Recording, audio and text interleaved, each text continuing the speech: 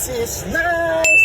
So guys, pero hindi nice or kaaya-aya yung panahon ngayon. Lalong-lalo na sa sitwasyon ko. Dahil minsan, umaaraw, minsan naman, umuulan. So ano ba talaga yung nangyayari sa mundo? Kahit ako hindi ko rin alam. Kaya kailangan maging mapamatsyag tayo at makialam sa mga nangyayari sa mundo. Lalong-lalo na yung kulay ng tubig lang sa likuran ko.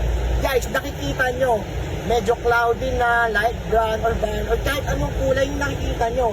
Yung mahalaga, alam na natin hindi safe siya.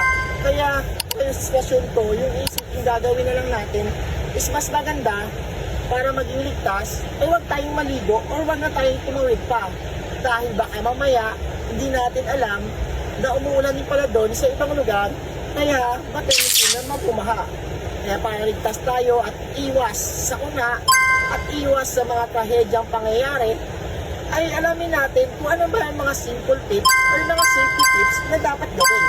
This is Marlon Cabs 2.0 na nagsasabing mas maganda maging ligtas at may alam sa mga bagay-bagay. Thank you for watching. Bye-bye!